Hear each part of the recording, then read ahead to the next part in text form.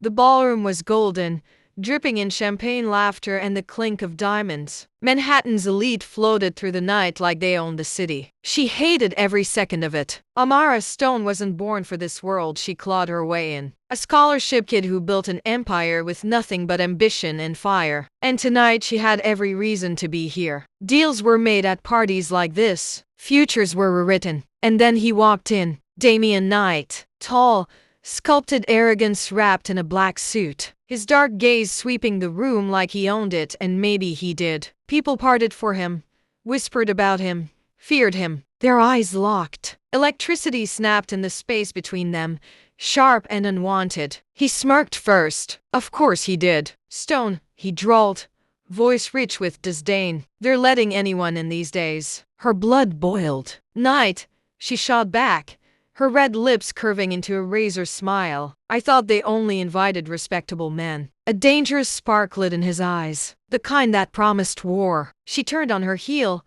but his hand caught her wrist firm, commanding. Too close, too powerful. Careful, he murmured, leaning down, his mouth brushing her ear. This city eats little girls who play with fire. Amara yanked free, heart racing. She hated him. She had to hate him. But the night was only beginning. The party carried on, music swelling as bodies twirled on the polished floor. But Amara couldn't shake the weight of Damian's words. His voice lingered like smoke, invading her thoughts. She told herself it was only anger, but her pulse said otherwise. Hours later, she slipped out to the balcony for air. The city stretched beneath her in a blur of lights, endless and unforgiving. She had worked too hard to be intimidated by a man like him. She would never let him see her bend. Running away already? His voice came from the shadows, low and taunting. Damian stepped forward, the glow from the city cutting sharp lines across his face. He looked untouchable, dangerous,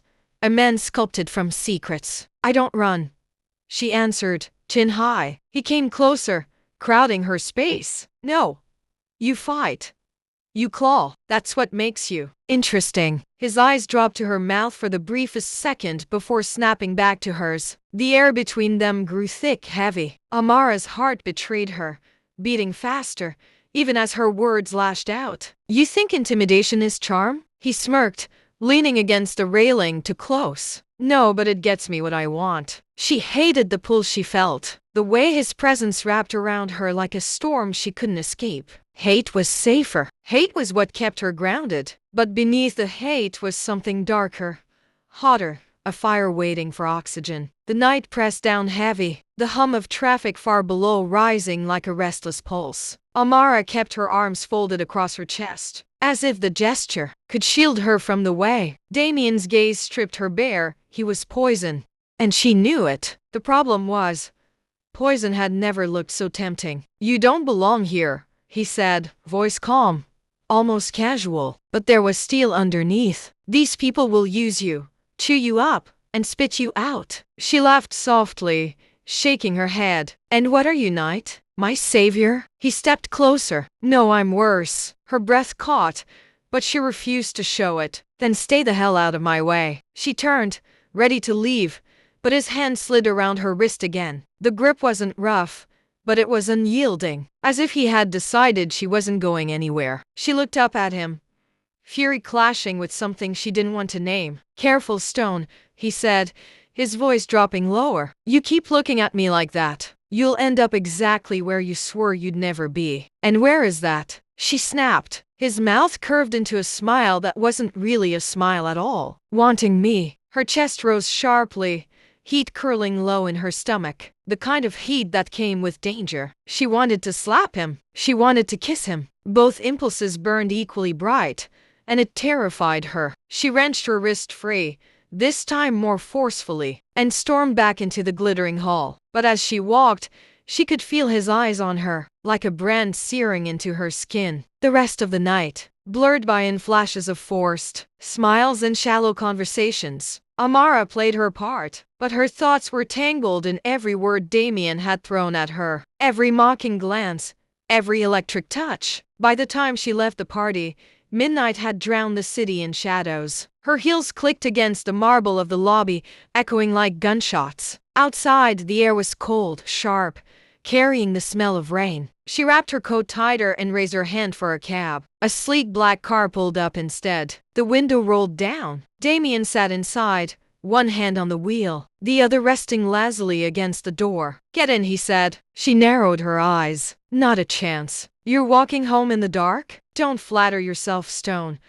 I don't care if something happens to you. But if you're going to keep crossing into my world, you'd better learn the rules." Something about the way he said it, the way his gaze locked onto hers, made her hesitate. Every instinct screamed at her to walk away, but her legs betrayed her, carrying her forward. She slid into the passenger seat, slamming the door shut. Silence hung thick as he pulled into the street. The city lights streaked past, gold and white blurs against the dark. His presence filled the car, heavy and inescapable. "Why do you hate me so much?" she asked suddenly, her voice sharper than she intended. He smirked, eyes fixed on the road. "Because you remind me of everything I shouldn't want." The words sent a shiver down her spine. She wanted to demand more, to force him to explain, but part of her wasn't ready for the answer.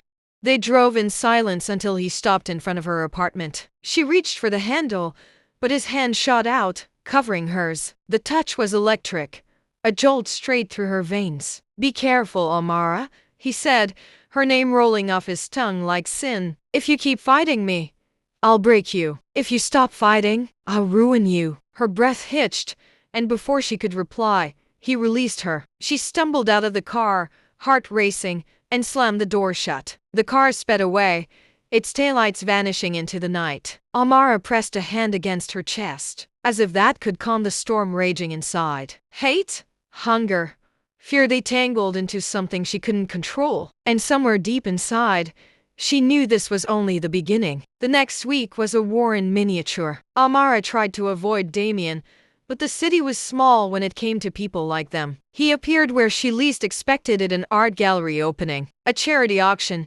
even the lobby of her building. Every encounter was a clash, every glance a spark that threatened to ignite. "You seem determined to make my life difficult," he said one evening, leaning against the doorway of her office. His presence swallowed the room whole. "And you seem determined to ruin mine," she shot back, tossing her files onto her desk with a controlled fury. He stepped closer, so close that the heat radiating from him burned her skin. "Maybe I want to ruin you," he murmured. "Or maybe I just want you to remember me when you can't stand anyone else." Her pulse spiked. Her fingers trembled slightly as she clutched a pen. "You're insane," she hissed, trying to hold her ground. "Maybe," he admitted, his lips curling with a dangerous smile. "Or maybe you're just noticing that you want something you shouldn't." She wanted to punch him. She wanted to throw him out. But the truth was far scarier. He was right. Every time he was near, a heat she didn't understand pulled low in her stomach. She hated him for it. And yet,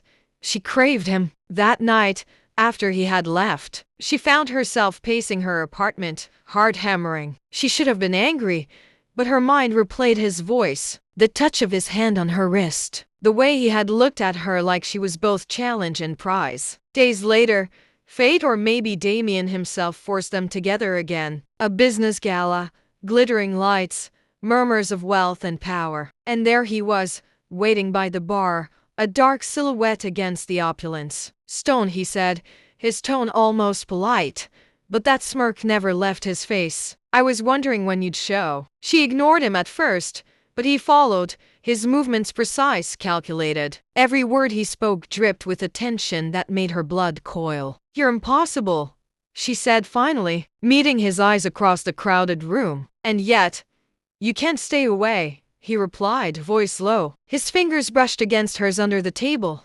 deliberate, teasing. The touch was electric, making her stomach twist with both fear and longing. Amara jerked her hand back, furious at the betrayal of her own body. "Stay away," she said, but even as she spoke, she knew it was a lie. She didn't want him to stay away. "You think you can fight me," he murmured, leaning close so that his breath ghosted across her ear. "But I've never lost what I wanted." Something in her snapped. She was tired of fighting, of pretending. Yet the thought of giving in made her pulse spike in ways she wasn't ready to admit. Hate, desire, danger, they were all wrapped together, twisting her insides. And then, in a moment she couldn't control, He kissed her. It was sudden, harsh, claiming. Her body reacted before her mind could protest, heat blooming like wildfire. She shoved at him, but his hands held her firmly, as if he had staked a claim. "You're mine," he whispered against her lips, his tone dark, possessive. "Whether you hate it or not." She gasped, half in resistance, half in surrender, caught in the storm of desire and anger. For the first time, the line between hate and need blurred, and neither of them wanted to find it again. The next evening, Damien didn't wait for the gala or the crowded rooms. He found her in the quiet sanctuary of her apartment, the city light spilling across the floor. "Stone," he murmured, voice low, dangerous, leaning against her doorway. "You can't keep hiding from me." Amara's heart raced, but she squared her shoulders. "Then leave," she said, trying to sound braver than she felt. He smiled, slow, predatory, stepping closer. "I don't think so." Before she could react, his hands were on her waist, pulling her flush against him. She gasped, fists pressing against his chest, but he was relentless, his heat consuming her. "Damien, stop," she breathed, though her body betrayed her, trembling in a mix of fear and hunger. He captured her lips in a harsh, claiming kiss,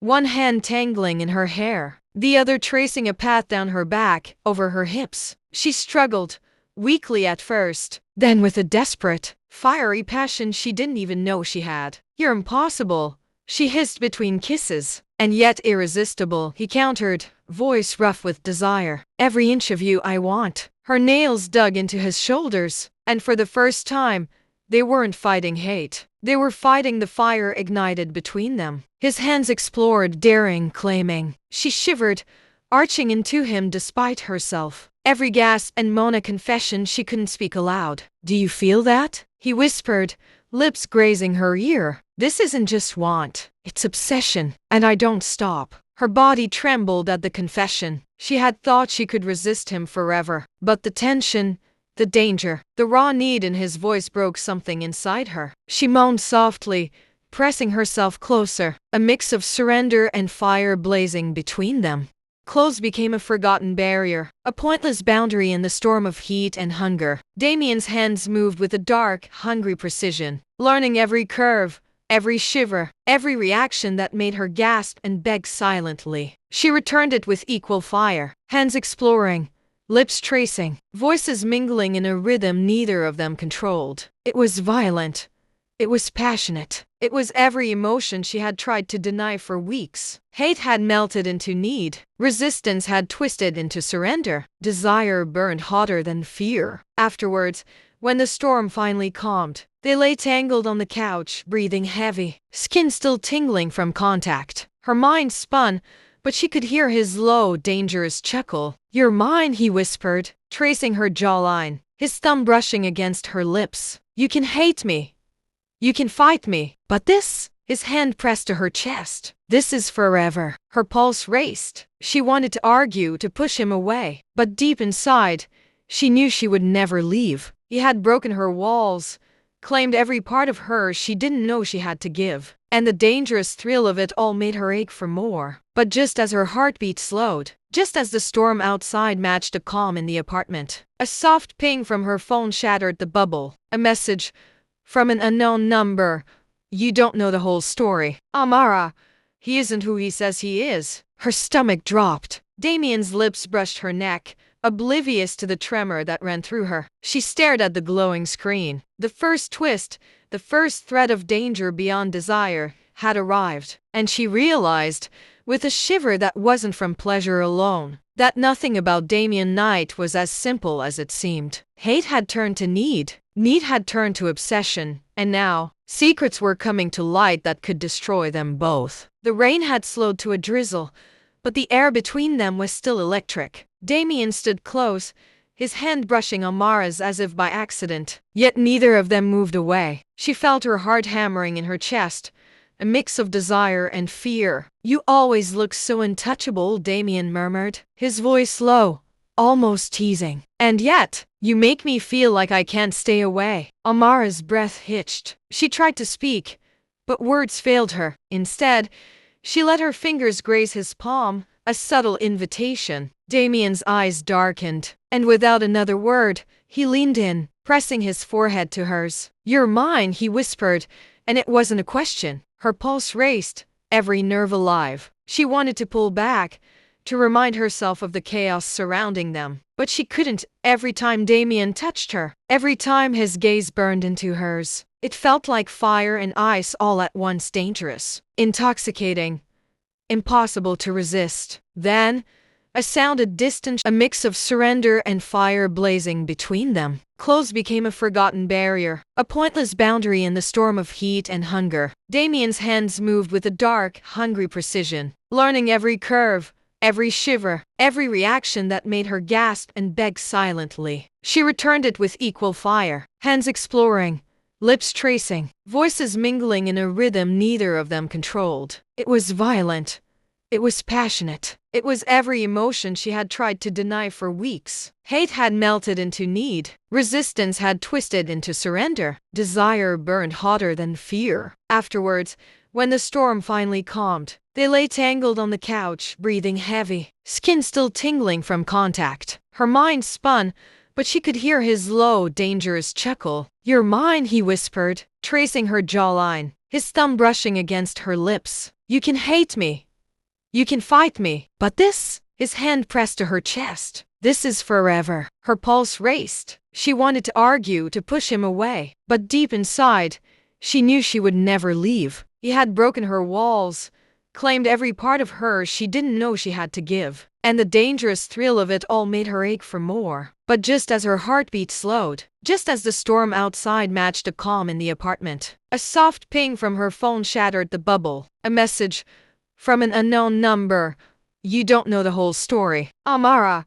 He isn't who he says he is." Her stomach dropped. Damien's lips brushed her neck, oblivious to the tremor that ran through her. She stared at the glowing screen. The first twist, the first threat of danger beyond desire, had arrived, and she realized, with a shiver that wasn't from pleasure alone, that nothing about Damien Knight was as simple as it seemed. Hate had turned to need. Need had turned to obsession, and now, secrets were coming to light that could destroy them both. The rain had slowed to a drizzle, but the air between them was still electric. Damien stood close, his hand brushing Amara's as if by accident, yet neither of them moved away. She felt her heart hammering in her chest, a mix of desire and fear. "You always look so untouchable," Damien murmured, his voice low, almost teasing. "And yet, you make me feel like I can't stay away." Amara's breath hitched. She tried to speak, but words failed her. Instead,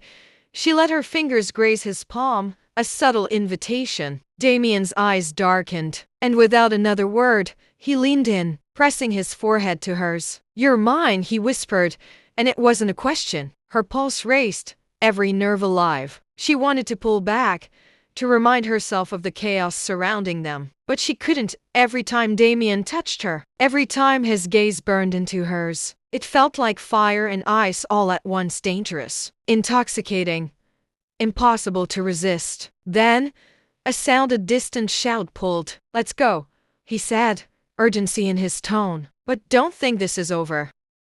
Amara swallowed hard, torn between fear and longing. "I'm not going anywhere," she whispered, almost defiantly. Damien's smirk returned, shadowed with something darker. "Good, because I don't let go of what's mine easily." And with that, they disappeared into the night, together yet aware that danger and desire waited just around the corner. The city lights blurred as they drove through rain-slicked streets. Damien's jaw was tense, his hands tight on the wheel, but Amara couldn't take her eyes off him. There was something in him dangerous, dark, but it only made her want him more. "Damien, what's going on?" she finally asked, her voice soft but insistent. He didn't answer immediately. Instead, he parked the car in a shadowed alley, turning to look at her. His gaze was intense, almost piercing. "Amara, there are things about me you don't know, things I've never told anyone." Her heart skipped a beat. "You don't have to." "No."